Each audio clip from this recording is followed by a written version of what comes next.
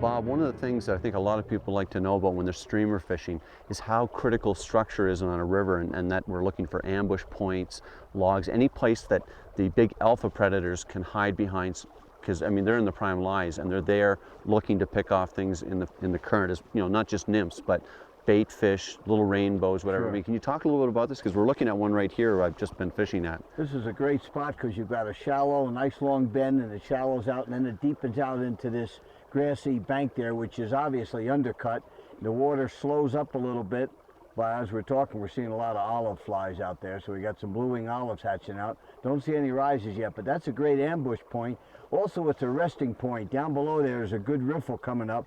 The browns on the spawning run, rainbows as well, will come up and hold in that. And when they're holding rested, they'll feed. Once they're moving through in this fast water, they may not feed as well. They're moving. But right there, that's an ambush point. They'll hold, they'll rest, and they'll feed.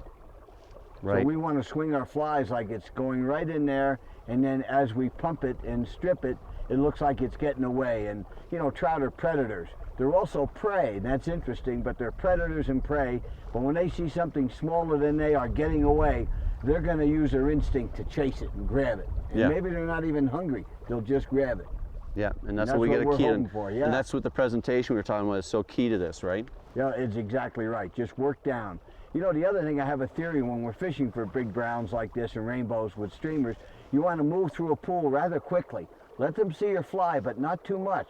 Move through, give it a rest, and walk back up and go through again. But don't keep pounding the same fly, because once they turn off on it, you're done. They won't take it. That's so a it's good point. best to let them see it, a couple of casts, good casts, then move through. Maybe let your buddy. You know, it's not always the first guy through gets the fish. Maybe it's the third guy. But just give it that little rest and go through again. Structure is critical to trout because it provides them with several elements that are key to their survival.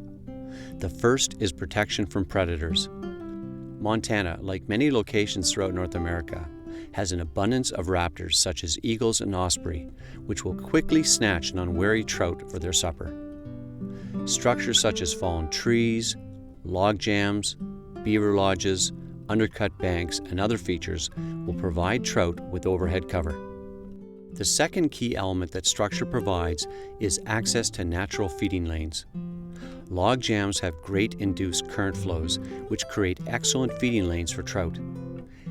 This means fish will expend minimal energy to access food flowing in the current. The third element that structure provides, particularly for large trout, is ambush cover. Large trout, which are focused on big meals, are always looking for cover to hide behind, from which they can pounce on careless baitfish and juvenile trout.